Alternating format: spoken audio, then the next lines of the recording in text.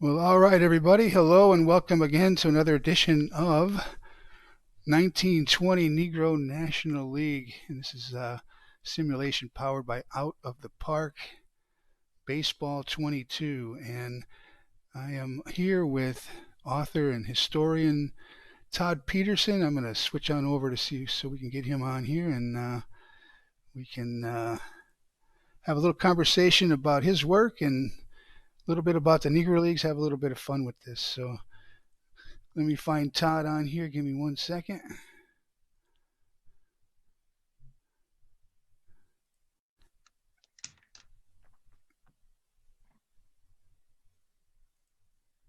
All right, there you are, Todd. Can you hear me? I can hear you. All right, can you see you? I see you. I do not. I still do not see me. All You want to go right. back? Should I go back to the Zoom or just hang out Yeah, here? you can. You should be coming up on the Twitch stream here any second. So Okay.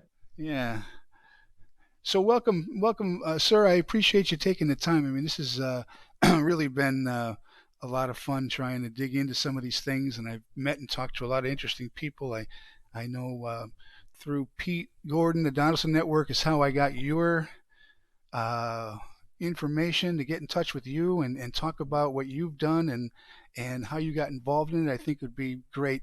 The whole purpose of what I'm trying to do here is, as you guys have been doing for years, is just try to raise everybody's awareness of the Negro Leagues. There's been a lot going on in the news lately with Major League Baseball doing the actual uh, recognizing of the seven Negro Leagues and so forth, and it's a lot going on, and there's just so many people though that don't know the stories and don't know the history. And by using Twitch and by using this, out of the park, I'm trying to get this to a maybe to an audience that is sports fans, baseball fans, history fans, and maybe bring them some awareness that they weren't quite sure of in the past. So, like I said, let's talk a little bit of Negro League history. I know you are author of a couple of great books on Negro League history, and maybe you can tell us a little bit about you and how you got into all this. Okay. Yeah. I'm originally from Minnesota, and my first book was called Early Black Baseball in Minnesota. And it was about some early 20th century teams, the St. Paul Gophers and the Minneapolis Keystones, and some other clubs as well.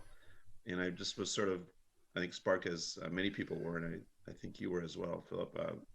Only the Ball Was White by Robert Peterson, no Yes. relation. And I saw, I read that as in high school, and then I went back to it, and I noticed there was a team called the St. Paul Gophers in there, which sparked my interest, and that started me getting research probably about, maybe about 23, 24 years ago. I began doing that, and then brought out that book.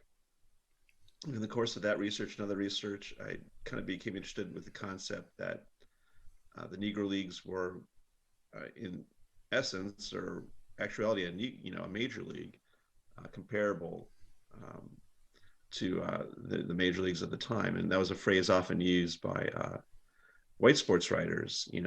If only for the color of his skin, this player would be a major leaguer. Mm-hmm. That sort of got me thinking, and we got together with some people about 5 years ago, or 5 or 6 years ago, and we expounded on that subject. And we a couple years ago brought out a book called "The Negro Leagues Were Major Leagues." Yes. You see that? Yes. Yes.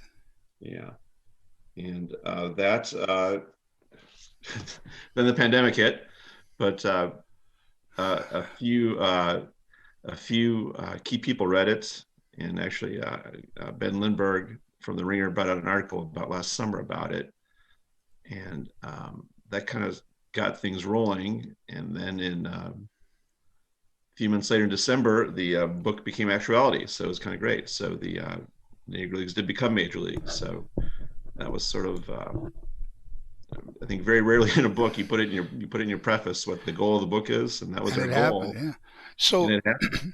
So that was great. So when I read some of these articles, so you were mentioned quite a bit over the last couple of months. Um, did you have a hand with some of this as far as Major League Baseball, the decision-making process, or were you pointing people in the right direction, or what was going on with all that? No, probably more of an irritant. So we just started. We wrote the book, got it out there, and then people picked up on it.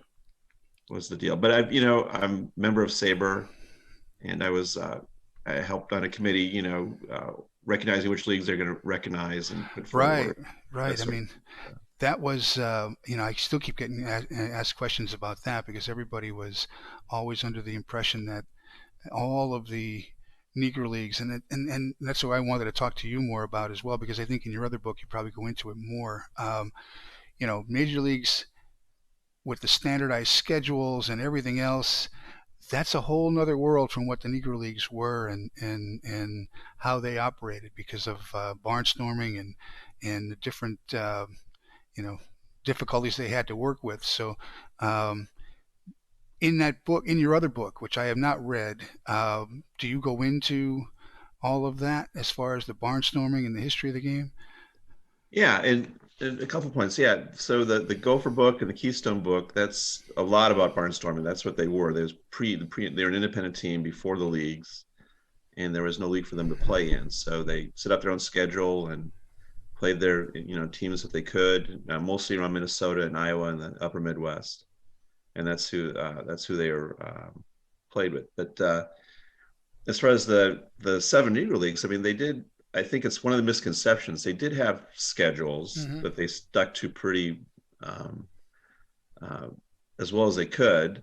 Uh, so they had set schedules. They had a beginning. They had structure. They would have playoffs. They often economics often wreaked havoc on them, and teams would go under, Mm-hmm. leagues would go under. But I think it wasn't as haphazard as people believe.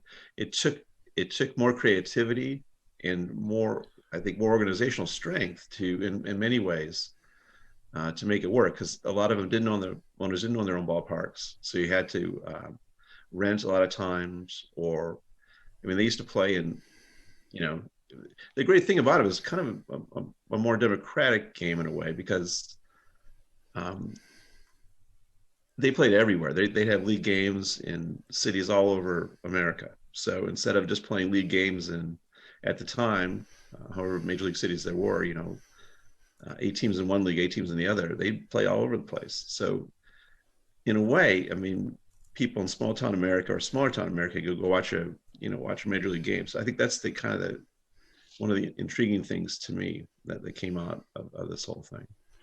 No, it really.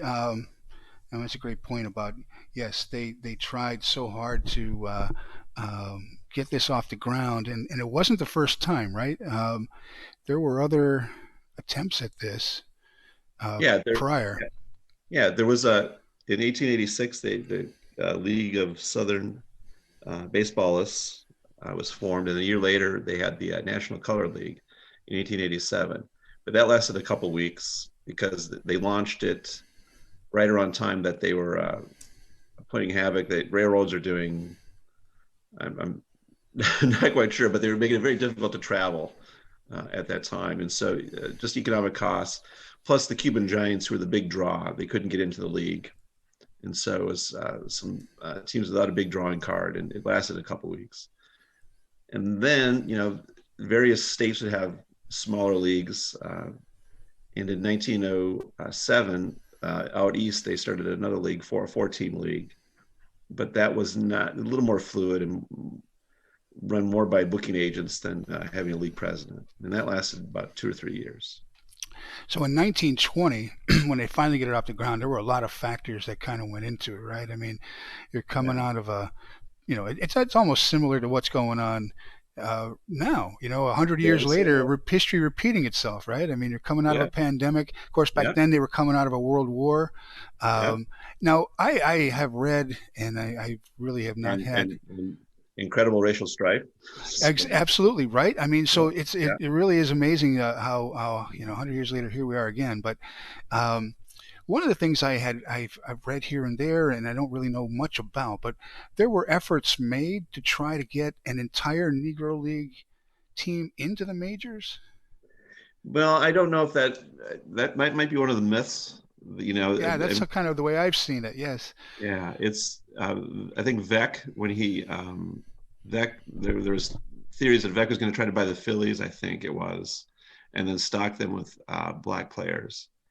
And I don't know the veracity of that. I mean, I don't know if I think it's um, been disproven in a way that was going to happen. I think there's an interesting book that came out, a fictionalized version of that came out a few years ago. I forget the name off the top of my hat, but top of my head, but it was pretty interesting. But I don't know how if that was it's a rumor. I don't know how much fact is behind that uh, rumor. But it was supposed to be Vec was going to buy the Phillies and stock them with the black players. So in 1920, they were playing pretty much what, Thursdays through Sundays league games. Is that the way they would set it up? Yeah, And then what was going on the rest of the week? There was obviously travel and the difficulties involved in going from place to place and where they could play, but they were still trying to schedule. Unlike the major leagues, which would play barnstorming after the season was over, they were still playing barnstorming games during the course of the season, right? yeah, and they would and again and double headers and things. So you might have a double header the same day as a league game. But these are pretty established teams, especially regional teams. So they would have cities you would play naturally, and they'd have a long history. Like the St. Louis Giants would have a long history of playing certain teams, probably in Illinois, not in Missouri. The American Giants would have they'd play many teams they'd been playing for years, and so I think they would do most of those more smaller town teams during the early part of the week. And plus, they were the great in Chicago, especially. They're still were great semi-pro clubs at the time. So there was who would draw a lot. Mm-hmm. So they would go and play. When they weren't playing league games, they'd go play the Duffy Florals or clubs like that. And so in 1920, back east, so to speak, the Hilldales and Bacharachs and those teams, they had not yet formed a league, but they were loosely affiliated, right, with the You, Negro National League. yeah, you could buy a membership. So I think in 1920, the Bacharachs bought an associate membership, and so that meant that the Western clubs wouldn't rate their players, which happened a lot. I think the theory was if you can't beat them, steal them. Oftentimes in those leagues, so just take their players. Um, Again, things haven't changed. Things haven't changed much in No, baseball. really not. They probably haven't, right? You get a And little more stability with contracts, maybe, but yeah. well, but that was the great thing is, I mean, I think NLB at the time really more. If you looked at the two leagues, it more resembles MLB now, because you could have if you didn't want to play for someone. I mean, you could break it and jump it. So free agency, there's more free agency at the time.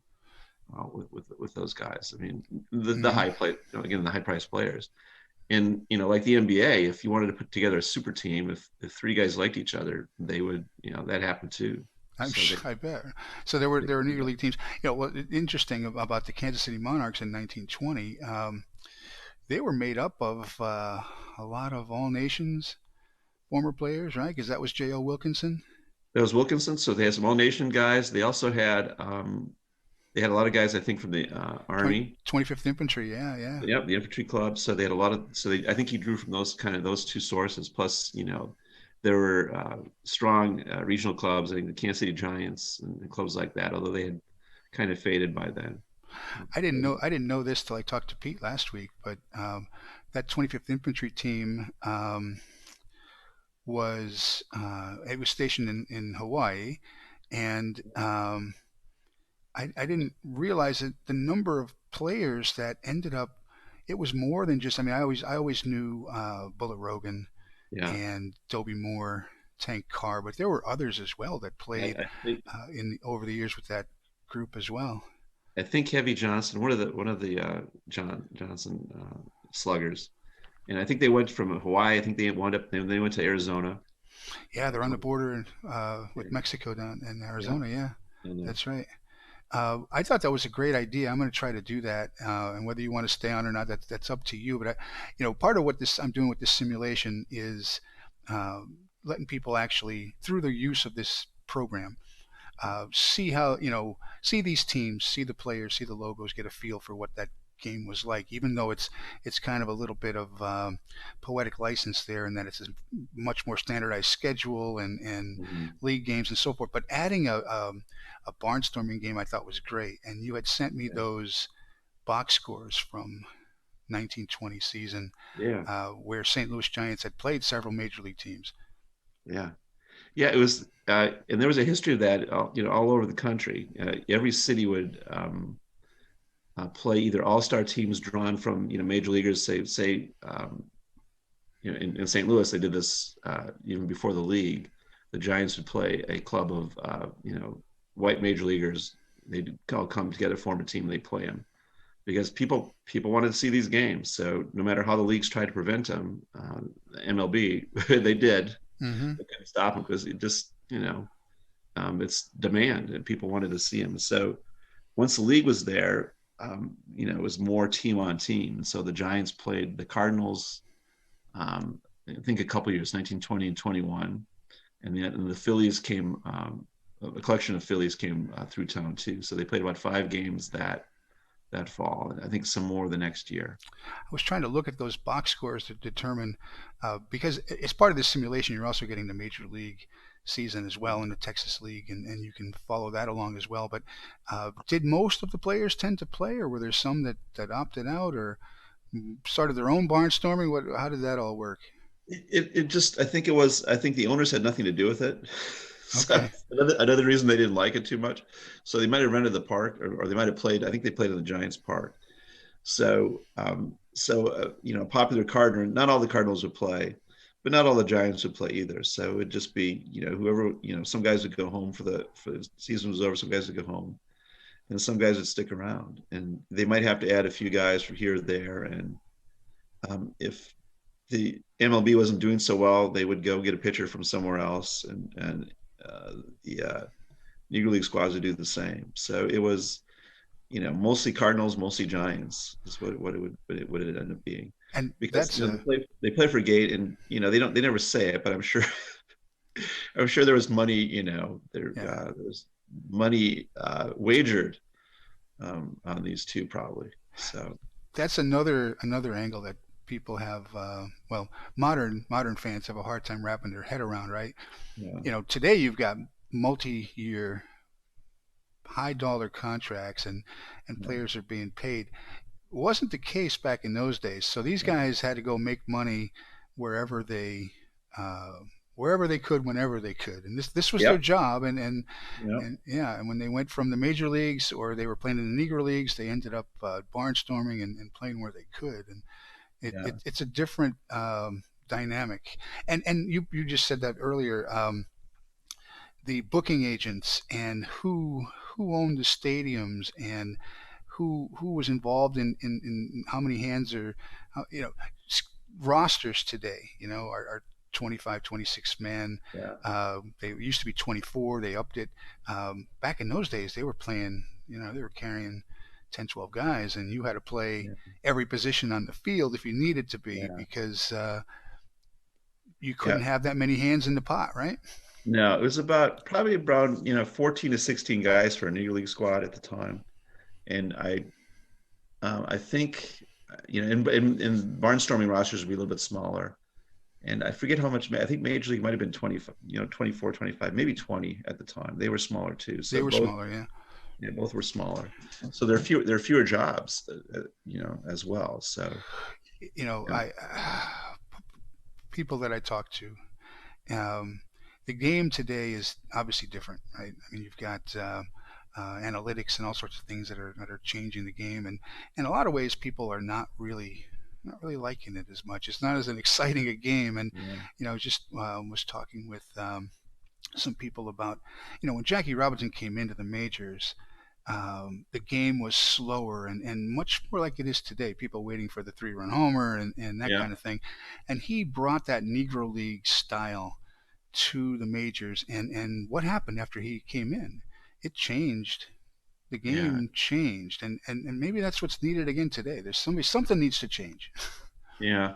Well, and also I think just by studying lots and lots of box scores, you could, and this is more a gut feeling than a theory. I think again, Negro Leagues at the time they did play that more of an exciting game, and they really wouldn't bunt to give themselves up too often. That wasn't their plan. So it wasn't bunt and play for a 3-run inning, homer. It was, bunt to get on, or um, cause havoc was sort of more their deal. Right. So, and there were many managers who I think, it's just a basic grasp. I think the sacrifice, giving up an out. I think the very smart baseball managers have always realized that's what are we doing here? Mm-hmm. We're it's 3 outs are better than two. I mean, why give ourselves up? So I think the base, some things I can tell that I think Negro League managers had a grasp on that too, and I think their style was in many ways a little more smarter, and they just when the two would meet, it's kind of it would really show. The major leaguers would wait around for a blast, Mm-hmm.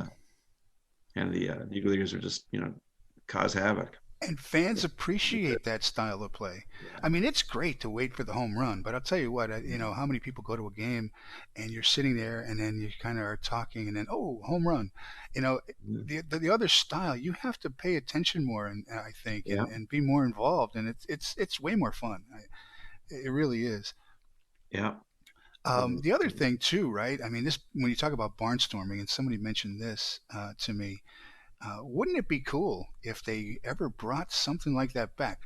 Players would never do it, but back in these days, and in talking to Pete last week, the reason why baseball became such a, you know, became the national pastime was because it was being played, and the teams were taking it to these small Yeah. towns and these Yeah. cities, and today you've got blackouts and high ticket prices and $10 beers, and it's not as accessible. And I think, wait, wouldn't it be fun, right? If after the end of the season, Mike Trout put together a barnstorming team Oh, yeah.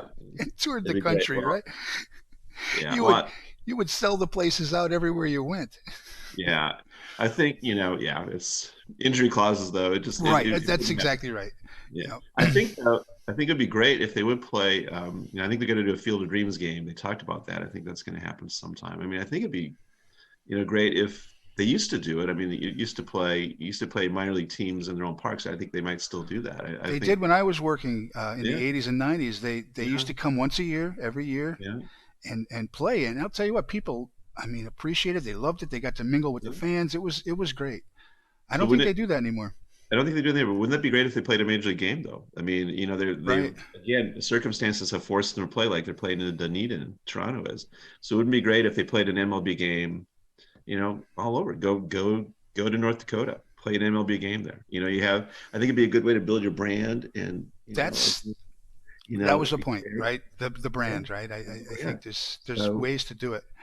have the Cardinals go down to Oklahoma City and play a game. So I think it'd be great. You could, again, I think the idea of fun, fun has left the park in many ways, and Hmm. these things would be fun. Yep, And sure would. and it may happen. I mean, if the game does decline the way everyone says it's going, and will, I mean, these are things they might have to go back to. Yeah, I Yeah. would. I'm all for it. I think it would be awesome. Yeah. So your book, Minnesota Baseball. Tell us a little bit about that one. Well, yeah, early Black Baseball Minnesota. Again, that was more about the St. Paul Gophers, Minneapolis Keystones, What and time period are we talking here? we're talking 19. I go back a little bit before and a little bit after, but mostly 1907 and 1911 was the time they were playing there. So you have something out there. So that was their time frame And that they were playing. who were some of the players that came through Minnesota? John Donaldson, Well, I'm sure, right? yeah, John Donaldson, of course, he was afterwards. A great player named Walter Ball was a home ground kid from St. Paul, and he was a serious pitcher, a really great pitcher. What did he have a nickname? Well, no, Rumors. I've seen rumors. yeah, no, that's been disproven. I think he's been confused with people before, Okay. but it's just Yeah, it's mostly Walter. They've had a hard time getting his first name straight, and they keep giving him nicknames that he didn't have. Okay. But no, but he was a St. Paul kid. A guy named Bobby Marshall, who was born in Milwaukee but grew up in Minneapolis, and sort of was the Bo Jackson of his day. If people remember Bo Jackson now, but I mean, he played football. He was the first African American to play in the NFL. He beat Fritz Pollard by about an hour in 1920. And Wow. so, yeah, the Vikings ought to have a statue for him outside their park. So he was and he played, well, started playing football a lot longer, but he played all the way. Those guys play as long as he could. He played for a long time. He was a tremendous athlete. Also played hockey, played baseball. He had a very famous home run in Minnesota history to beat the Cleveland Giants in 1909, the Gophers championship season. Mm, awesome. Um, that's the fun thing about this. There's so many stories, and that's part of what I'm trying to do and help out in any way I can is to Yeah. get all these stories out there and told, and try to take away some of the, there's a lot of myth. There's a lot of people I've talked to over the years that didn't believe that. The Negro Leagues and black baseball players were at the caliber of the major leagues, which Yeah. I didn't want to get. I mean, that's crazy talk, but um, and a lot of it was because of the lack of statistics and the lack of Yeah. sources and everything else. And the more digging and the more people that are out there doing this, I think is going to bring a better understanding to what Well, was yeah. going on. Yeah, thanks, Internet. But I mean, yeah, it's just exploded the last 20 years or so with online data, and people can access, not all newspapers, but many of them. Before we had to go, hand crank microfilm machines, which was Right. fun. But, you had to go to different places to get the things. You couldn't get everything that you wanted. So nowadays it's really exploded, and the statistics are out there. I mean, there's a great site called Steamhead's Mm-hmm. Negro League database. I can't plug that one enough, and that's got um, they estimate I think 70% of NLB league games 20 through 48 are on there. So the data's there. That's another Awesome. myth. The stats aren't there. They are there. They are, You know, and they keep growing. Yes. they keep growing. So there's Mm-hmm. more. There's more to be found. So And they even have on there many of the statistics of when they did play these types of barnstorming games and yeah, everything. And so that's the comparatives, and that was when in this simulation that I'm doing, and I was talking to Bob Kendrick, last year, and started thinking about doing this. But as you know, right, with the pandemic, that the 100th anniversary, everything kind of got short circuited. No fans in yeah, the ballpark, game shut down. So a lot of the things that they were going to do with the museum was kind of had to be kind of re redone again this year. yeah, So they're doing a yeah, reboot, right? yeah, So I thought, okay, let me do this. Try to get this in front of another audience to get that the stories and the awareness out there.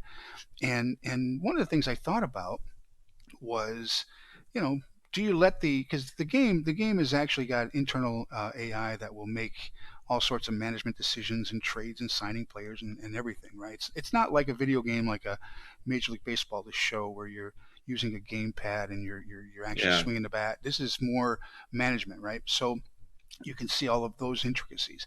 And so I was thinking, let the major leagues purchase these players, but then I didn't want to have it happen like, okay, now we're back in 1948, 49 again, where, you know, all the better players are gone. So I wanted one season to let everybody, take a look at and see these players, see the rosters, see what this was like. And then maybe I'll do that later. But the thing about adding the barnstorming game I thought was great because I can do that mhm, and that's what people really want to see and it you can't bring it back, you can't go back. mhm, There's no way to see it, there's not a lot of film on it, but that's really what everyone wants to see, right? They want to see what would Satchel Paige have done facing Lou Gehrig, those are yeah, the matchups that boy oh boy, yes, we're never going to be able to know, and you yeah. just have to have Well, whatever information you can to put the pieces together. well, some of that. I mean, we know Gehrig played against black teams. I don't know if he had the box scores for those. So I mean, every major. That's the other interesting thing. Every major league star played against a black team. Almost every one of them. You know, Lefty Grove did. He later denied it to his dying day. He they the Baltimore Black Sox beat him up pretty bad, and he just refused to remember that. Um, Of thinking course, that right? there were no newspapers at the time, but they had his name, and he was there. So um, Wow. yeah, so it's not as much. That would Well, be I think it'd be great to have to I think the simulation is a wonderful idea. that's a great point what you just made, though, right? Um, we're in another um, world when it Yeah, comes to the social and other aspects of the country, right? So yeah, it had to be hard if you were a Major League Baseball player and you might have had tendencies to be a little on the racist side or whatever the case may be, to yeah, admit that you played and maybe didn't perform as well, and because there was this notion that there was some inferiority there. These are yeah, just baseball players, right? I mean, if Lefty Grove went out and got lit up by the Yankees, he's not yeah. going to deny it happened. No, So yeah. that whole the whole social aspect of what was going on in the country really it's a shame. Well, It, and that's the one thing I think about, well, the sad thing, but also the inescapable thing. I mean, these guys did play each other a lot. They played many games. I got about, I think, 450 or so documented, but many more undocumented. I guarantee you, a lot of people don't know that. Yeah. Oh, they played a lot of games, and they Hmm. played and black teams played minor league teams all the time. So you're talking about Scranton. They play the New York Pennsylvania League in the spring. They were, spring training. All these teams would play. That's who they wanted to play because, uh, that's the thing. The major leaguers knew they wouldn't say it. They knew how good these guys were. Hmm. They knew these guys were their equals, and some of them would say it, and some of them wouldn't. But in the fall they'd play them because it was money, and people wanted to see them play. And in the spring, the managers would bring black teams in because you want to see if a kid can pitch. Throw him against the Brooklyn Royal Giants. We'll see if he can pitch or not. Wow. Because playing against scrubs is one thing, but if throw him against a major league team that no one knows is a major league team and see it and see how he does. And they do it all the time. I mean, that was another thing. If you could, the theory was if you could beat a black team, you could, it was your ticket to the majors. So there's all Wow. these different levels and things going on. But you can't fool a ball player. He knows who can play. Hmm. Pete, Uh, Pete said that about many of the players we talked about last week, right? Everybody knew who the best player on the field was, yeah, and who was. You knew it if you played little league. You knew who the best players were. So these will guys, do. they Yeah, were no different. yeah, As much as as you know, people may or may not want to admit. I mean, yeah, it's easy to look back on all this, and because of the lack up until a few years ago of any real credible documentation, and say, oh well, it's all just uh, whatever. But yeah, it's not. yeah. It's many lies, but it's all it's Well, it's coming out. So that's the just deal. just like barnstorming was Yeah, a way for teams to make money. yeah, If there were all of a sudden half the league, a third of the league, whatever that number was of Negro League players, black players who were going to the major yeah. leagues, well, there's that many other players who are not going to be in the major leagues. So, Well, you you you know, you you it's no you've hit on the big reason. I mean yeah, that I bring that up too, and it was you're losing jobs. I mean yep, it's one, and it would since 1969, which I think we can kind of refer to as when things get fully integrated. It's been 33 to 40% black players who would have been banned. I always go by who would have been banned. So mm-hmm, now there's more Latin American black players, and but still that number has stayed 33 to 40%. So again, the major leagues at the time, it's 66% of what it should have been, mm-hmm. at least, minimum. So, I and then was those guys knew it. That's that's another reason. You got a job. You want to keep your job. you want to keep your So job, eh? yeah, Yeah. I guess that has always been part of the reason for not just baseball but any industry, right? I mean, It's it's yeah, the U.S. Follow the money. follow the It's money, right? yeah. So recently, right, like you just pointed out, the Latin players that have come into baseball has cut down. Marvin Freeman was a favorite of mine.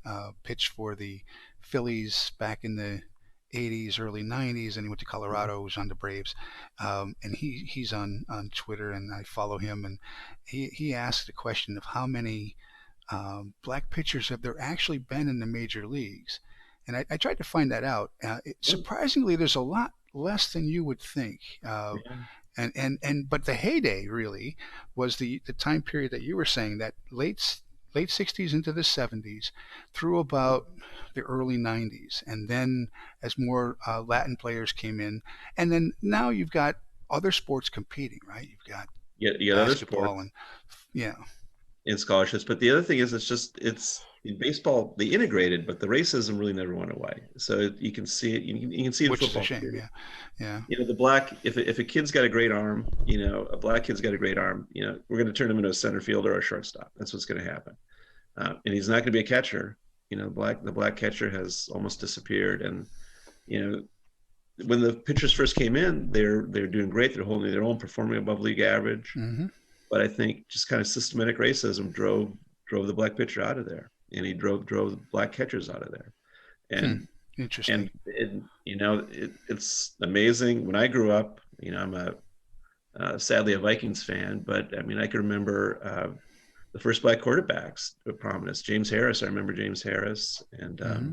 in '74, and Jim Gilliam, and those guys. Mm-hmm. It's like you could on one hand, and then there'd be years there wouldn't be a black quarterback in the league, Right. and it just and it's so sad, and it's just so frustrating, and it Mm-hmm. just but it you know That's hopefully when you that those days are going to be demolished. right. You keep breaking down these You- walls, barriers, whatever you want to call them, and keep telling the stories. And yeah, I didn't even realize till you just mentioned that about, yes, catchers are another position that yeah, there's been a when was the last? I mean, you had your Elston Howards and you had yeah, those types of players, but yeah, you came into the '80s and '90s. You're right. Boy, oh boy, yeah. yeah. And you can say whatever reason you want, but there's there's It there's is one. It there's, comes down to one, right? there's one Yeah. there's one reason. It's just racism. It's just so simple. We're not gonna have a black catcher. The Hmm. guy runs the guy runs the team. So that's we can't have that. Wow. We can't have a black pitcher out there in a key moment. I mean, it's just stupid racism. Hmm. And the teams that have gotten away from that have flourish. And Yes, it, have the had the more teams that success. the teams that dominated the '50s right after integration, it was the teams with the most black players. There's no shock to that. Hmm. I had a discussion years ago with somebody fairly notable, and that was the comment was about the double A, triple A talent, and I was like, wait a minute, seriously? I mean, they didn't just spring out of the earth, these guys. I mean, when Jackie No. Robinson came in, it started an era over the next decade or more where, how many MVPs of the American and National League were coming out of the former Negro leagues? I mean, the talent was always there. Everybody knew it was there. Now people got to actually see it, and And it was so limited. I mean, that's the other thing. I mean, it was there's rumors that the reason that the Cubs traded Lou Brock was they had reached their quota of black players. quota. And Oh that happened. man, That happened all the time. So quota. it just I mean, there was integration, but it was so slow, and it took so long. And I think a lot of they lost a lot of black interest. I mean, that's part of the reason it took. It was integrated, but it just not everybody came in who should have came in. I see some things changing a little bit now. I guess. Yeah, Hopefully. I mean, hopefully. there are some players I follow that are just a lot of fun. I mean, Mookie Betts and Yeah, Marcus Stroman and several others that are just. I hope that there's groups like the Players Alliance trying to get the game back yeah, into the inner cities, because that's another thing too, right? I mean, a lot of this yeah, too just is going to be where are there baseball fields? Where is there the Yeah, opportunity to play? Where can yeah. you promote it to kids? Because you got to start there. You Well, I really think, do. I mean, that's one of the things that got me going, I think, in, just the Twins at the time. I'm a Twins fan. I mean, when I grew up in the 70s, they had an all-black outfield, and it was wonderful. They had Disco Danny Ford and Larry Oh Hyde. yes. And unfortunately, Lyman Bostock before he left, and Hmm. Carew. They had all these great African American players, and now they have, uh, they got Buxton, who's wonderful when he's when Oh, he's fantastic. when, he, Yes. when he's healthy. Hmm. so I hope mentioning my name doesn't get him hurt, but oftentimes it, it seems like that happens to him. But Hmm. he's Willie Mays. I mean, he's a fantastic player, and these guys are so good. They just, hopefully trends will, reverse. But it's still, with the influx of the Latin black player, we're still up there at, I you know, went. We went on vacation, my family and I, several years ago to the Dominican Republic, and that was. I had to make sure. Um, I went and saw a game and got some.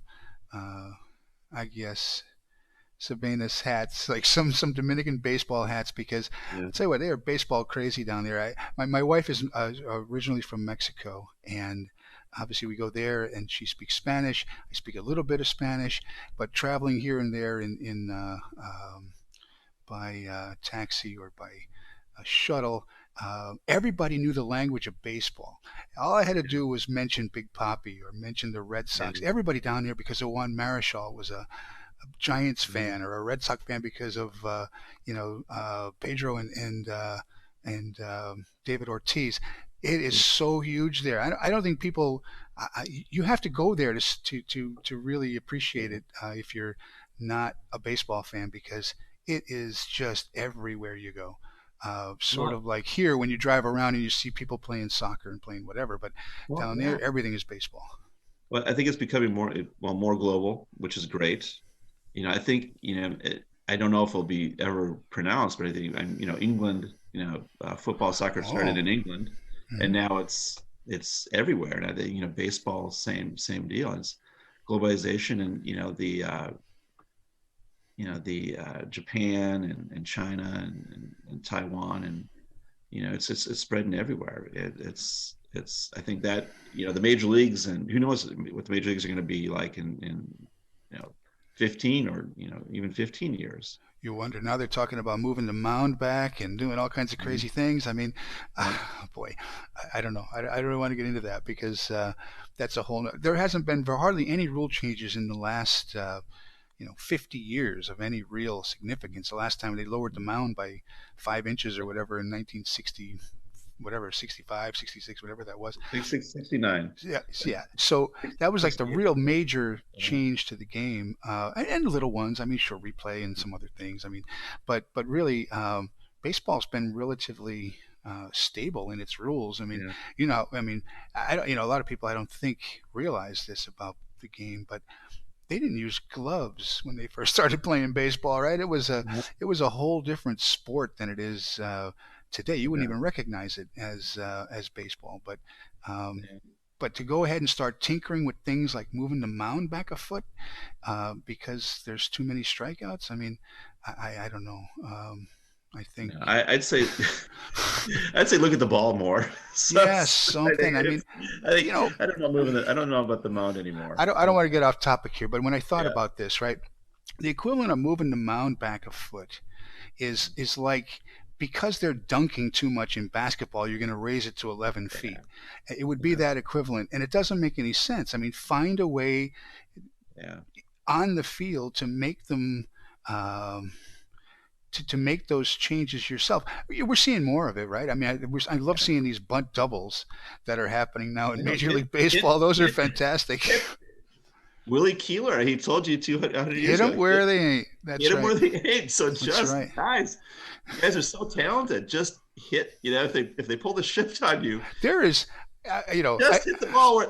Don't be so proud. Hit the ball where they're not. I mean, we'll bring it back to Tom. Can you imagine a Negro League team against a shift? Hey, my Oh, gosh, you the, couldn't the shift, shift. You the wouldn't shift, shift. That's right. the shift would be the shift would be gone in about 3 innings. The shift would be done because they would just look at this and go, really? And Rod Carew just the other day said, shift. You shift over there. I'm going to hit it over here. You shift over. yeah, That's basically the it's way seven, you had to seven, be. seven batting titles. He would. I saw him do it. I mean, he would hit them where they were not, and Yep. so effortlessly. Yeah, it's just like guys. Yeah, I mean But you that's know what? That's easier said than done. I it's tell hard. you, there Yeah, is nothing harder, I don't think, than hitting a baseball it's hard to do. in any Yeah, sport. It is not easy. Yes. yeah. So what are you working on now? What do you got going on? Working on, well, for many years, it's a long project because there's a lot of, I'm working on a playoff game project for the Negro League. So going back from about 1855 to about 1953. So just every championship game, because even without the leagues, they would still determine who the champion was. It was very, very important to them, who was the top, who's the top dog. It was often regional, East and West, and often in the South, but there's a lot of history, and then the leagues themselves had World Series and playoffs and all these things. So I'm just sort of documenting them and gathering box scores and tabulating them and writing it up. So that'll be the Awesome. next thing. Don't know when it's going to be out, but that's the next thing we've been working on for a while, and Is that going to be a project, a paper? Or are you going to do a book? What are you it'll doing be there?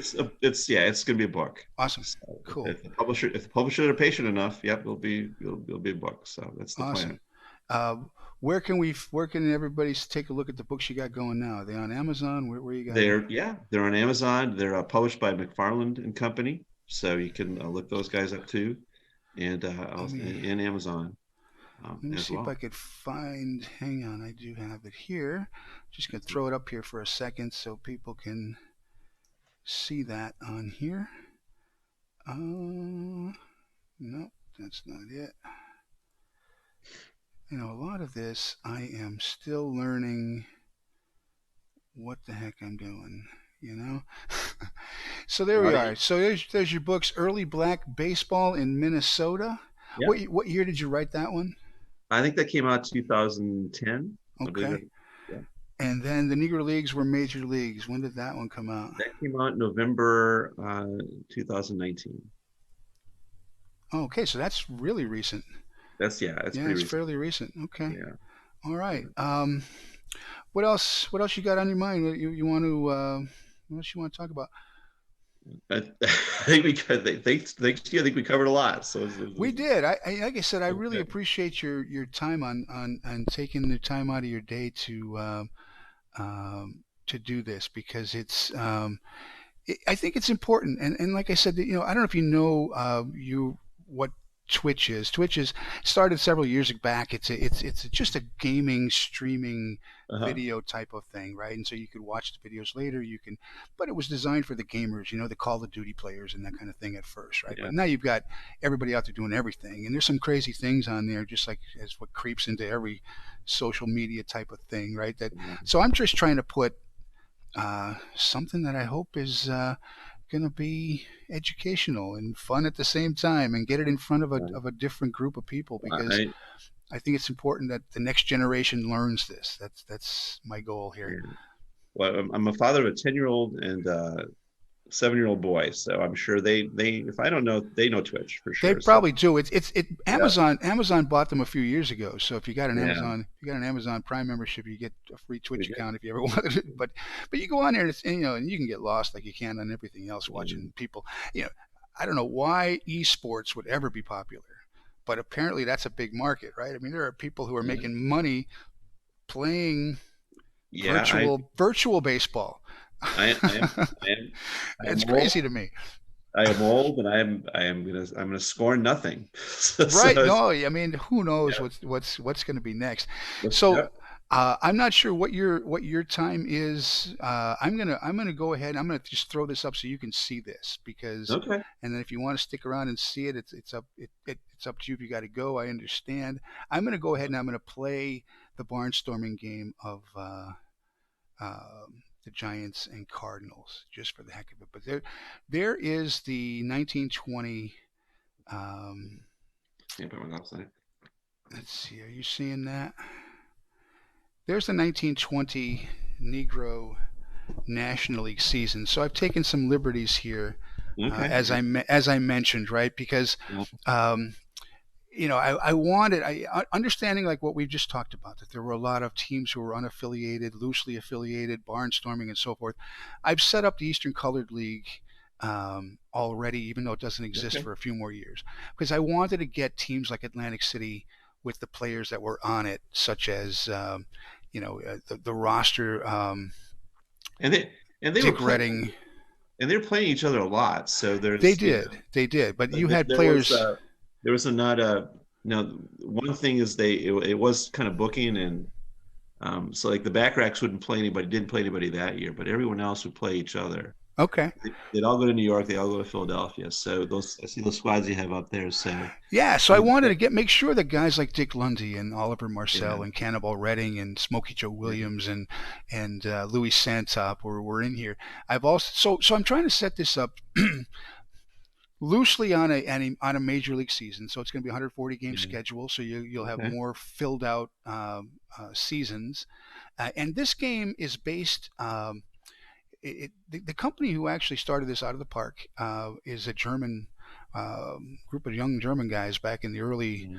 part of the 2000, it was version 22, so late 90s, right? And so in Europe, these types of games are more were more prevalent, not the joystick game controller type of games, more Yeah. management games, right?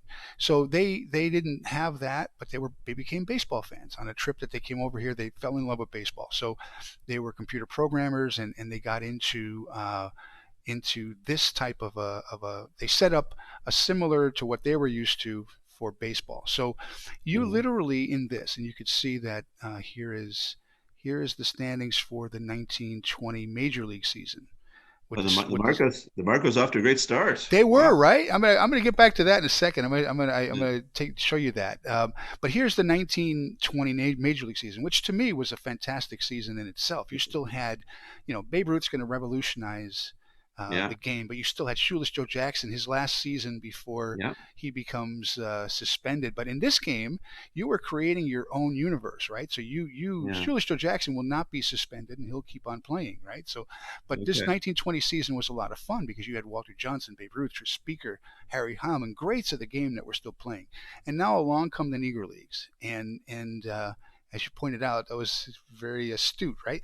Dayton was probably one of the weakest teams in the league, but Yeah. they actually got out to a 7-0 start, and part of this, these teams. When did they play? Who are they playing? Is the team that they're playing cold? Because these players are actually rated not just on their abilities, and this is the 2080. I'm not sure if you're familiar with that, but a 2080. Um, Let me find the Negro Leagues. Hold on. A 2080 rating scale, and so 80 being that you are the high end of expectations or ability, and 20 you would be on the low end, and Okay. it's a common scouting metric that's used, but you could set this up any way you want. You could do 1 to 10, 1 to 5, 20, 80, 1 to 100, however you wanted to do it. So basically what these ratings are telling you on that scale of 20 to 80 is how good these players are. So when you look at Chippy Britt here on the screen, on a 20/80 scale, his stuff, which is the ability to strike someone out, is a Yeah. 50 on an 80 scale, and his movement, which is the ability to keep the Wow. ball in the park, kind of thing, and control, and they're all rated on that. Batters are rated the same way for many of those similar types: contact, power hitting. Gap, speed, defense, they're all rated that way. So then the game gradually started to add graphics. They started to add so that you could actually watch the play out. So basically, the Wow. game, the program knows what's happened, and now you're seeing the little graphic on the screen of the ball hitting to the outfield and that type of thing, just to give it a little bit more of a feel, more like a Major League Baseball the show type of thing. So when you look at the St. Louis Giants, who we talked about doing Here's the lineup for them. So you probably know more about these guys than I do. So the lineup that I've got, Doc Dudley, was he on the? Because these guys moved around a lot, right? Yep. So see, some of these guys, I mean, if they played mostly on the Giants, they're on here. But Okay. maybe they were at certain times of the year on another team. Yeah. So, but there's Heavy Johnson that we talked about. Yeah. Doc Dudley, Charlie Blackwell, Dan Kennard, Yeah. Dick Wallace at third. Now, he's ex St. Paul Gopher. Dick Dick Wallace, Wallace. yeah, okay, yeah. So what I tried to do here, and the game does not have a very good Negro League. I'm not going to say not very good. It's incomplete, right? So Yeah. what I've tried to do is go in here and try to get as much information filled in on these players as I possibly could. If I could find their picture, if I could, making sure their date of birth and city of birth was right, and trying to get. They even have personalities. If you notice over here, enjoys boating in the off season. Behind the scenes, it has these guys are rated by leadership ability and loyalty, Uh-huh. greed, work ethic. So as the season goes on, these personalities will have an effect on how the team does, Oh, okay. the team chemistry. So there's you can play it one of two ways. You can do this as strictly a year to year based on those statistics for that season, Yeah. much like a Stratomatic, or you can play it where these guys will actually have personalities and team chemistry and they'll get up, they'll get down, they'll get on streaks, they won't, right? So it really is a lot of it's very intricate. And then on the management side, I'm not using financials, but you can get into actually setting the ticket Uh-huh. prices and get into contracts and so forth. Now, back in these days, there was the reserve clause in Major League Baseball, but when you get into the newer seasons, in 70s on, you have things like the reserve clause is gone. So you've got to negotiate contracts with players, and you have Mhm. the Rule 5 draft and a whole financial model that's going on behind the scenes too. That some high schools and middle schools have used this program to study the finances of baseball. So Yeah. Wow. there's a lot in this. I'm not using it all because I'm just strictly concentrating on the players. But Wow. maybe down the road we'll get into that. So you see, Charles Mills was the owner Yeah. of the St. Louis Giants, and Yeah.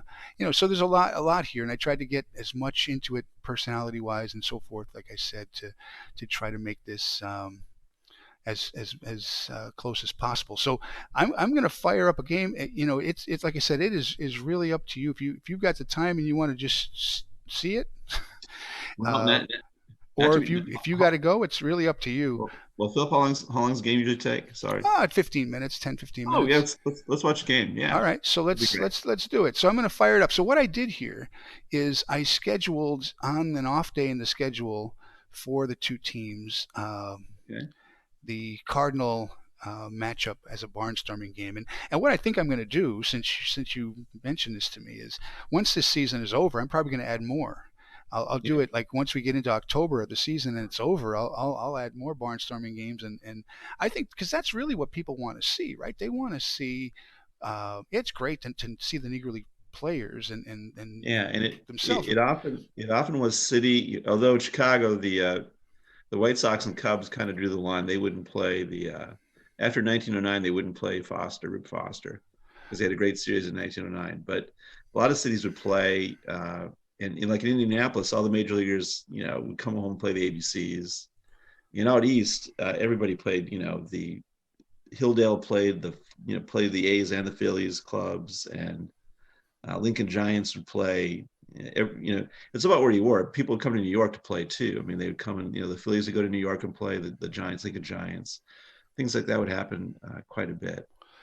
Well, So that's the very type of cool. matchups I want to try to set up Yeah, in the yeah, once we yeah. Well, once we get there. they're all in here. So I got a big list of them playing in there, so you can Cool.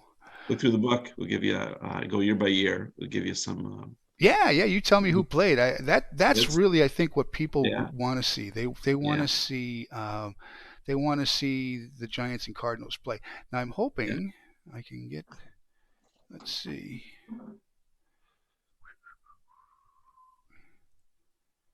I gotta get to how I can play that game. I know I've got it. Let's see. Let me take a look at the schedule. There they are. Hopefully it won't. Hopefully it lets me do that because maybe I got to go through the major leagues. I've never actually done this before, scheduling an exhibition. So Uh-huh. bear with me a second here while I try to find it. Here it's showing on the schedule. Yeah. Just don't tell the league. Right? Yeah, right? Here it Hey, is. I think All right, there you so we found it. There's the St. Louis Giants and St. Louis Cardinals. go. We got John Finner. Okay. What can you tell me about him? Off the top, not much on John Finner, but Yeah, he pitched for a well, lot. we'll just He did click pitch on for a him for lot. a second. I'm going to show you in here behind the scenes. You can Not take a look. as I recall, not a speedballer, I don't think. Well, So he he was had here's his career statistics that were known at the time in that. So, had a decent year in 1920, 15 and 14. yeah, It's almost 300 innings of known innings that were pitched. So, yeah. looks like a little bit of a workhorse. And he's going to be opposed by who? I missed who I saw. Ken Penner. I don't even know who that is. Let's Uh, take a look at Ken Penner of the Cardinals. Uh, his real life stats. Let's see. Ken Penner. He had a long career in the minors, so he must be up for whatever reason. Well, he was a workhorse in the minors, throwing 379 innings for AAA. It looks like San Antonio, but he is going to get the start for the Cardinals in this ball game. So let's get out to the ballpark here and take a okay, look great. and see how this goes. All right. So, and the other thing too, I tried to find the correct stadiums, and so we'll actually be playing in Sportsman's Park, I believe, right? Wow, okay. Yeah, Sportsman's Park. Yeah, we got 9,000 fans on hand, 79 degrees with the wind blowing in from center at 10 miles an hour. So the lineup for the Giants, we got Doc Dudley in right, Lee Hill, don't know much about him at second base, Charlie Blackwell in center, Richard Dandridge at shortstop, Sidney Brooks in left, Dick Wallace at third, Lorenzo Cobb catching, Tully McAdoo at first, and John Finner on the mound. And for the Cardinals, Jack Fournier at first, Milt Stock at third, Rogers Hornsby at second base. Do you know if he did he do much in the way of barnstorming? I didn't see I his think name. I think Hornsby started to do the line there, so he would not play. Yeah, I don't remember in all the digging Yeah, I've done, I've never remember seeing Hornsby's name on a barnstorming. Austin yeah, McHenry in left, Carl East in right. So there's a think about that right now the Cardinals with their best player in Hornsby. So yeah, that's a big player to be missing if you're going to go doing some barnstorming, right? Doc Lavin at short, Sam Agnew okay. catching, and Ken Penner is on the mound. So I don't know why Ken Penner is there, but the game is controlled by an AI, right? So Okay. it's making decisions based on you know maybe there's injuries, who's hot, who's not, and Interesting. so who's available to play. So all right, so we got Doc Dudley facing Ken Penner. Here we go. Exhibition play at Sportsman's Park. Pitcher friendly conditions, it says, with the wind blowing in. All right, let's hit the deep right. And we hauled it in. Flies out. Carl East hauls it in. So this is what we're seeing here. And like I said, the graphics are kind of I don't want to say rudimentary, but they're um, I'm going to change a little bit of these so we can see it from a different angle. Um, but it's not going to be these slick graphics that you'd see in Yeah. Major League Baseball, the show, but it gets the job done. So it's a base hit for Lee Hill. So let's see if we get some Negro League play going on here. Charlie Blackwell with Lee Hill on first. Let's hit hard to center field, but right at Shannon, the center fielder. 2 outs. Richard Dandridge. I don't know if he was any relation to Ray Dandridge or not. Not sure. It's on the ground to second, and Hornsby throws him out. So Giants retired in the first. So, everything I've read about the matchups, the Negro League teams and the black teams tended to do very, very well, right? And I'm thinking they had a lot to prove, right? Yeah. um, I'm sure what other factors went into some of these things. Well, I think they're undoubtedly probably playing for money. So Ooh, I don't think it was a 50-50 split probably a lot of times. I mean, back then Barnstorming they played 60-40. the So if winners. How'd if they you won, decide that? I think it's just kind of tradition. It just they often talk about it. It's the 60-40 split. So if you won, you got 60%. If you And if won, you so winning had some advantage. Okay, that's cool. winning had advantage. You didn't you split the gate. The whoever's running the park gets a share, but there's no owners to share the money with. So that was the deal. Okay, that's So true, right? it's all player generated. Here's Hornsby. So Fournier beat out an infield single, moved up to second on a pass ball, moved to third on a ground out, and now he's at third with one out for Hornsby. On the ground to third. Ooh, they check the runner and throw out Hornsby. That's a big out. Two men out. And now it's up to Austin McHenry. Walked him. So first and third, two outs. Giants trying to get out of a little jam here in the first. Here's Carl East. Well, looks like that should be the inning. Little pop up into shortstop, and that'll do it. So Finner pitches out of that one. Runner on third, one out, gets out of the jam. They take does this take into pitch count into account? Do they Yeah, tire? yeah. They will tire. So every pitcher is rated on, um, like I mentioned, the components of pitching, your stuff, movement, control, but also the number of pitches that you have, your arm slot, whether you're a fly ball, ground ball pitcher, and then that's another thing that you just brought up, their stamina. So some pitchers are able to go deeper into games than others.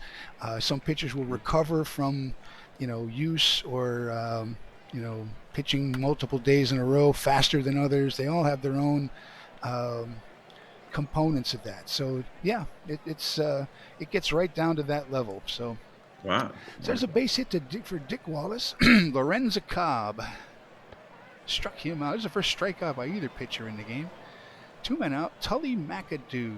So I'm just going to go along here. If you have any interesting thing about any of these guys, just throw it on out there because I'm sure Okay. there's not. Oh, Tully McAdoo, the base hit to the left. Oh, and they hold him at second base. And he's a long time first baseman. He started out with the Kansas City Giants, I believe, way back when. He played in St. Louis for a long time. So So let's take a look at Tully. He 32 years old. So yeah, from Topeka, Kansas. Yes. yeah. So yeah, hey, look at that. You're spot on, man. 1909 with the Kansas City Giants. So I mean, it was, I think, unlike the majors, it was also more of a regional game in some ways. I mean, a lot of your team would be drawn from local guys, especially at the start of the league. So the Mm-hmm. Marcos, for example, might have had a lot of guys from Ohio playing with them. The Stars went everywhere generally. And out east, it was less that because the distances were much smaller. Mm-hmm. But I think the Giants would draw from because there's no minor league per se. There's a Southern League, so they draw from a lot of players from the South and Texas and So around that was something in 1920, right? Didn't the Negro yeah. Southern League also came along in Same year, 1920? same year, 1920. But like James Bell, I think came from East St. Louis, so Cool Papa. So Cool Papa, yeah. so it was more of a regional game in many So that respects. was the other thing I was going to show before, and we beat out infield single there by somebody. I don't know who. Sam Agnew, the catcher. Um, so the poetic license of the Eastern Colored League, 140 game schedule. The winners are going to play each other from the Negro National League and the Eastern Colored League to have a kind of a World Series. But there's also a June draft, and in this there's scouting, Oh, which players come up as young players. They develop, they age, Ooh, look how you could have tagged him going by, but that's an error on McAdoo. 2 on for Fournier. On the ground to third. Should have just stepped on third. Instead, he throws across the diamond. So Finner has gotten out of a couple of 2-on jams. We're still scoreless. Here's Doc Dudley. Someone pointed this out to me the other day. Doc Dudley was really a doctor. How he got his nickname. There's a few docs. There's a guy named Doc Wiley, Wabasha Wiley. Yeah. Doc Dudley, I think, was from somewhere down in southwest Texas area. Yeah. Yeah, they had Lee Hill spanked that one to center field, but Shannon makes the catch. Charlie Blackwell. That's hit pretty hard, but right at Shannon. So hard hit balls to center, but all just long outs. Bottom of the third is Stock. There's a base hit. Yeah, having Hornsby on this team, I have a feeling he's going to make a difference. I think it's He's only maybe arguably the greatest right-handed hitter. He squared around a bunt. How about that? But he did not bunt it. I think he did that on purpose. He doesn't want to be bunting. What's going on here? What is he doing? Yeah, he's the one Hall of Famer out there. Yep. Oh, he crushes this one to left and into the corner. Did you see? Oh, what is this? Look at the shape of this field. Did you see that? Well, what on earth? That corner down there was crazy. So a triple for Hornsby. Stock scores, and it's 1-0. That was a deep corner down there in left field. I didn't realize Sportsman's Park looked like that. Oh, a diving catch. And they hold Hornsby. Charlie Blackwell with a nice play out there. Carl East. That looks like it's going to be deep enough to score the run. Yep. No, he didn't tag. That ball was hit almost to the warning track out there. He didn't tag up. So, oh no! Imagine that. So Hornsby stood on third for 2 fly balls and then scores on the error. On the air, yeah. 2-0. Doc Lavin. Doc's all over the place, I guess, huh? And that'll do it. But Hornsby's triple. I had a feeling he was going to be a difference in this ball game because I noticed he wasn't in those box scores that you sent me, Right. and so that's a big. When your number 3 hitter and a Hall of Famer is not there. Oh, that's deep to left. Oh, but look at that weird feel out there. How the way it sticks out. Sidney Brooks struck him out. Here's Dick Wallace. And 3 up, 3 down. Bottom of the fourth, the Giants trail the Cardinals 2-0. That's hit to left and a base hit. So you can literally play the game like this and watch it, pitch by pitch if you wanted to. If you notice see that's a 2-2 pitch. If you notice that up there, he struck him out. It's giving you the end result and what that count was. Yeah. Or if you wanted to, you could play a day in about 5 seconds, and it would play every single game and update statistics in just a few seconds. And then also an entire season, if you wanted to, you could probably play in about maybe 10 minutes. Ooh, that ball was hauled in front of right at the wall by Fournier. So if you depending on what kind of projects or things that you're doing, if you wanted to quick play an entire season, it would do it. But it's down into the corner. Is that a fair ball? It was. Everybody's running around the bases. Milt Stock, play at the plate. Oh, and he's safe. Oh boy, 3-0 Cardinals. So the 2 games you sent me, they split, I saw. Yeah, four game. Yeah, so they won. Cardinals won 2, and the Giants won 2. Well, that's deep to right. Hey, and hauled in again by Doc Dudley. So they split the games that year in 1920? Yeah, I think that the Cardinals did better the next year. And then when the Giants kind of morphed into the Stars. That's right. What year does that happen? That happens, I believe, in 22. So 1922, the Charlie Mills, the longtime owner, just sort of, I think, gives the franchise back or runs into money trouble. I'm not sure what, but the new ownership takes over, and um, And so, did they get into the Negro National League at that time, or were they still right a? in. Nope, right in. So the Stars go right in, and they become they just so all, this the name changes and ownership changes is what happens. And they become an iconic team in Yeah, the Negro legendary Leagues club. for Yeah, many years. Yeah, I mean they had Cool Papa Bell, but a number of fantastic players who yeah. And played I think for them. and the last champion of the Negro National Leagues, I think in 1931. They were They were the last champions. Wow. yeah 30 and 31. So just to give people an idea, right? I mean, we talked about this, how teams did a lot of barnstorming and were here and there, but uh, the Monarchs are in the Negro National League for a number of years. Then they kind of go full barnstorming for a few years, don't they? Yep, yep. So yeah, Wilkinson pulls them out, and they become a barnstorming club, and then in 37 they form the Negro American League, which is many of the clubs from the Negro National League, the first one. So it's a little confusing. The first Oh Negro boy. National League is Western based. The second one is kind of Eastern based. Okay. Boy, the The Negro National. Cardinals are pouring it on here. Uh, Sam Agnew just cleared the bases with a double.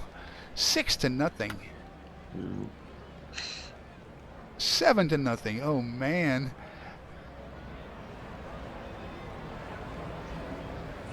Safe, a triple. Man, oh man. Cardinals pouring it on here in the fifth. As Finner. Now that would have probably been a better result if a much better pitcher on the mound in. yeah. I'm not sure that lineup either. Yeah. Well, A uh, couple of those names I don't recognize, so I'm not sure what. so let's take a look. Let me see if I can find what you sent me. I posted it the other Mm, day. Let me see if okay. I can find that Well, box can score. I pull it up on mine, or would it's not going to show up on yours if I pull it up? Well, if you want to pull it up and you could read it off, Yeah, that can I would be do kind that of for cool you? too. Yeah. I can do that. So, Oh boy. so let's see. I can run through some of the box scores anyway. Yeah. Um, so It let's, was some of the names, but not all of the names. yeah, that's why it's a great program. Let's see.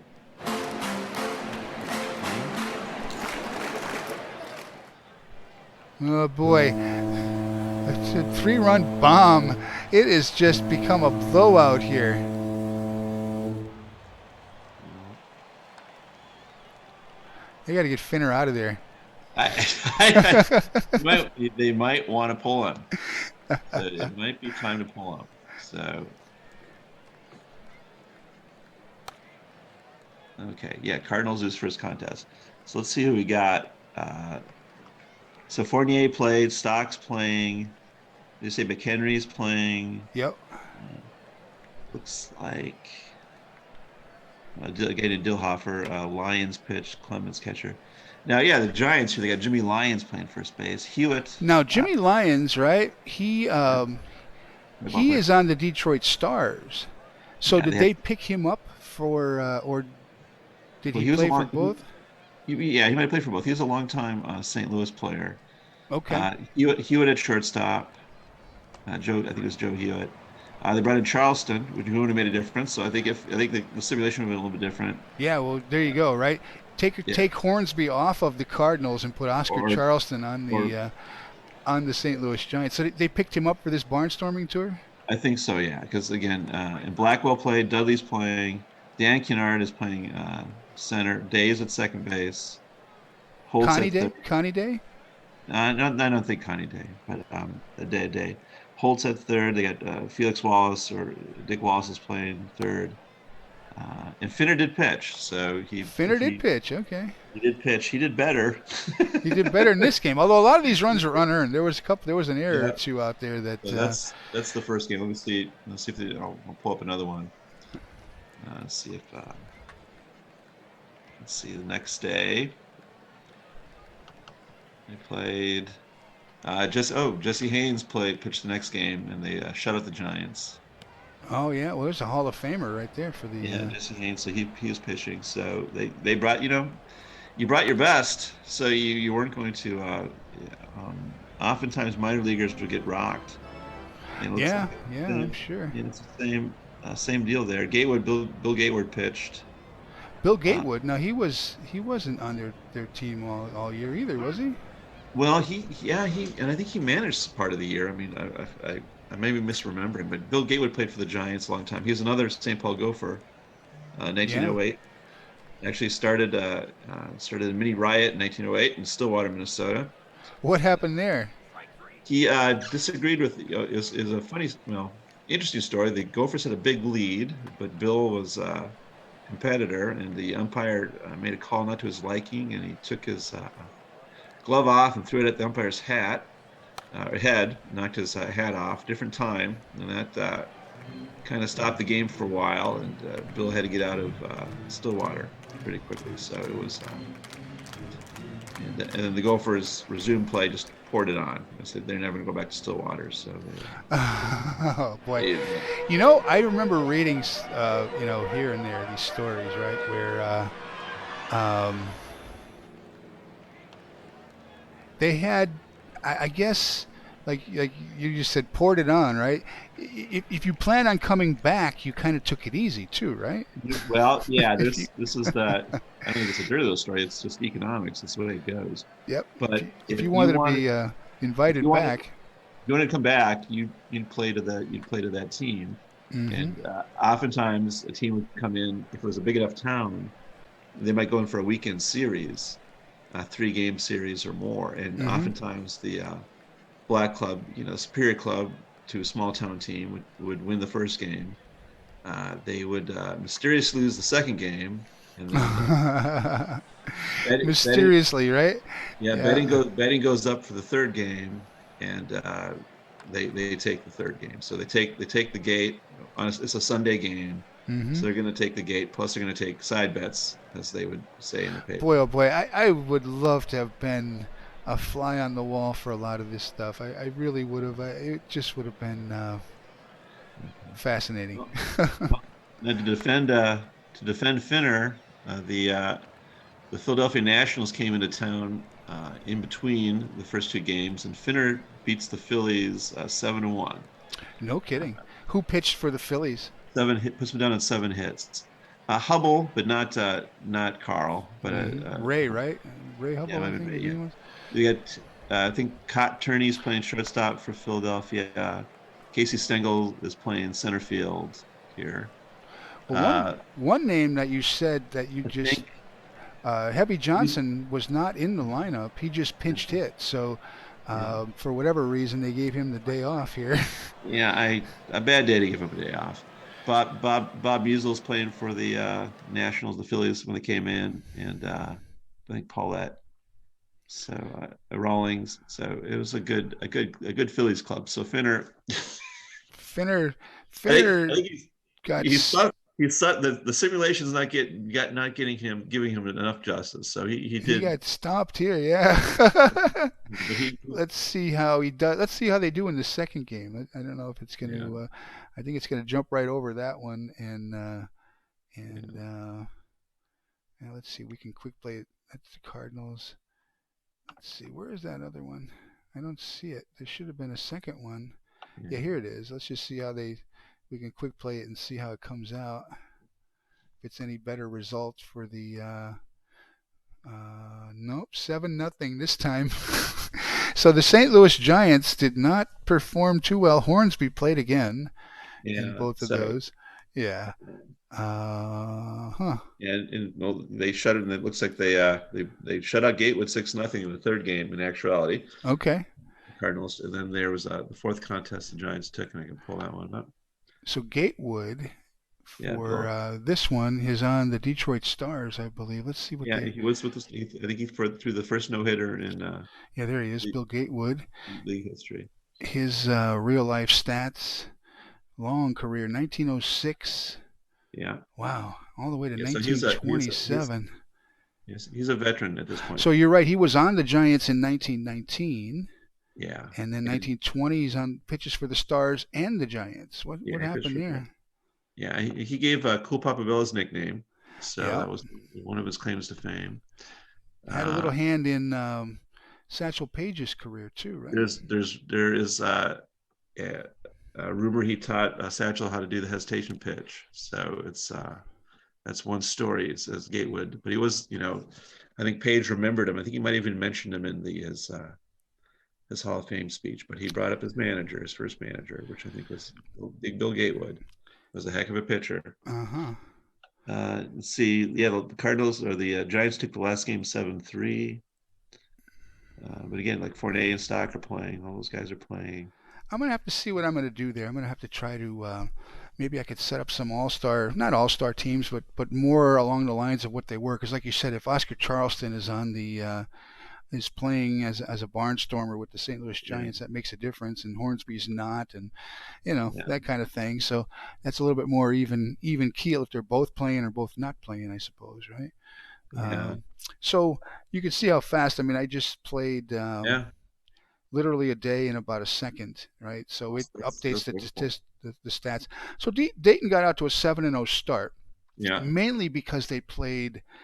For whatever reason, the Cuban Stars West are struggling to get out of the gate here at 3-12, and so they well, they they had have all they're their on the road. wins.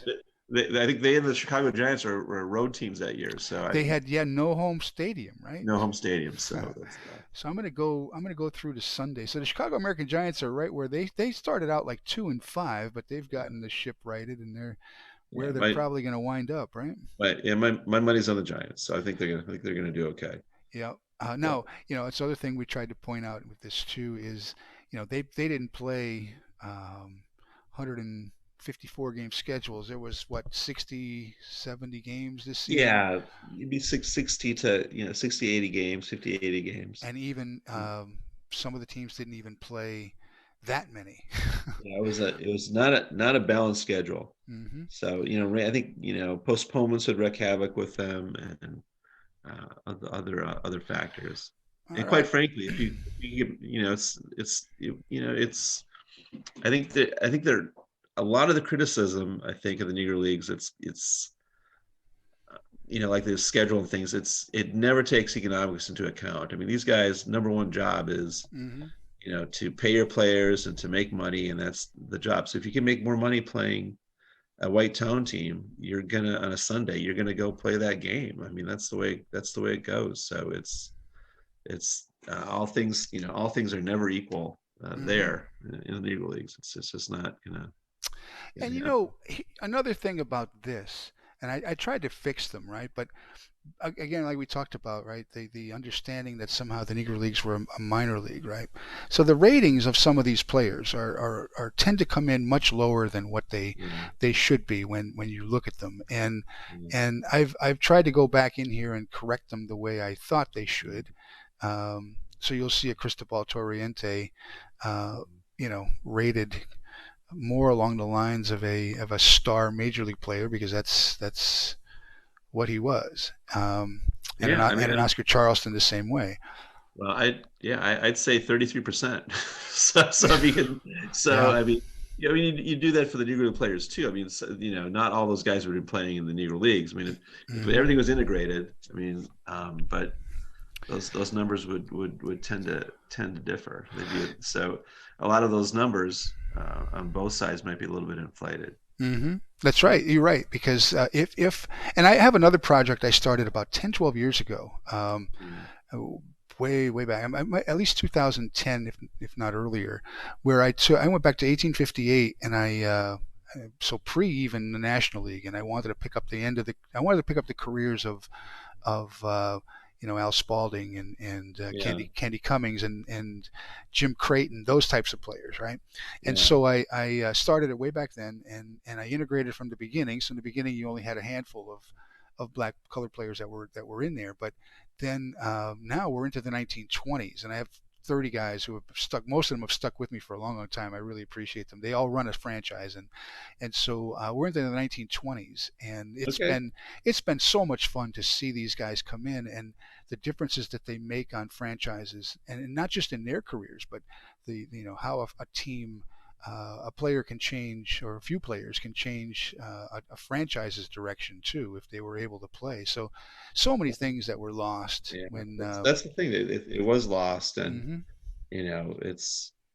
I mean, I so mean, that ultimately that's not the biggest crime, but it is a sad mhm. byproduct It because is. all of those lost will never know totally what would have happened, and all these things that could have occurred. And Mhm. Babe Ruth, we love the Babe, but he's not hitting 60 home runs in an integrated league. I mean, it's not. Probably not. No. He's a great player, but it's not going to happen. And Mhm. conversely, the Negro League players are not. Their averages are going to dip, and but everybody's are going to dip. So Mhm. it's not. It's going to be a lot different. But yeah, baseball suffered. So there's no other way to put it. Mhm. So You can't go. Here's where we are on May the 24th. Chicago American Giants, St. Louis Giants, Dayton. There's a competitive start to the season. Look at that. Four Yeah, teams within a game. yeah, The Stars two back. Chicago yeah, Giants struggling a little bit. And then in the East, another competitive start. Brooklyn, Atlantic City, and Havana all tied atop. Bill Pettis at 403. Fats Jenkins. It's just fun to see these guys. yeah. It really, really is. It makes it makes it fun. And now the show, I believe, has gone ahead and they have added Negro League players, and Good. that's a. I'll put you back on here, um, and that's something I think they did a couple of years ago, but I don't play it, so I'm not really familiar Yeah, with how that competitive or how much fun that is. And because you're controlling it yourself, there's a hand in that. I'm not really much into those types of games. I never have been. I like these. I like these where you have to think. I was yeah, always a strategy kind of guy. But anyway, this is what I'm doing. Man, I yeah. really appreciate you taking the time and doing this. This was a lot of fun. I hope That's been guys. great. I hope guys learned a little bit. And maybe down the road we do this again. I'm gonna. You got anything that you ever want to uh, run by us? Just let me know. I sure will, Philip. This is great. All right. So Thank you, sir. yeah, I think John Finner, we're sorry. So, Yeah, man. I before I did this season, I ran some simulations of the full season because I wanted to make yeah, sure that things weren't going to be squirrely and you're going to have Oscar Charleston hit 900 home runs or whatever, right? yeah, And so everything came out relatively speaking. But one thing what you would expect. But what I didn't look at was any sort of major league, Negro League crossover. So yeah. I may do this every single week of the simulation. Okay. I may throw in on any off day a uh, exhibition game like this, and just to see Yeah, how that trends, because yeah, I suspect it's because behind every league there's a baseline, right? You have yeah, what were the league averages for that season, and how does that player rate in relation to that league average, right? So if the Negro leagues are considered double A, and even though they're good double A players, they're going to fall into the line of poor major league players. You know what I'm saying? So yeah. I want to maybe take a look at that and see. Now, like I said, I adjusted them up and tried to look at how they would do. And maybe this was just a bad day for Finner. I don't know. Yes, that's just a bad, A just a bad bad. day for Finner, but Well, Hornsby made a bad day for a lot of people, so that he was, did, right? I mean, yeah, that was something that he. yeah, Um, but I'm going to do that, and I'm going to track this and yeah. see how some of that goes along as we go on. But this was great. Thank you, sir. Okay, And if you ever want to come on again, we will. Next week. Next week, I'm going to have Kevin L. Mitchell okay, on Tuesday, and on Thursday, I'm going to have Greg Kreindler, the artist, okay. who's did the Negro League. Card set and many paintings, and his paintings are in the Hall of Fame, and I'm fascinated. I can hardly wait to talk to both of these guys as well. So this was great. I thank you, sir, and you take care. We'll talk to you soon. You too. Thank you so much. All right, bye bye. Goodbye.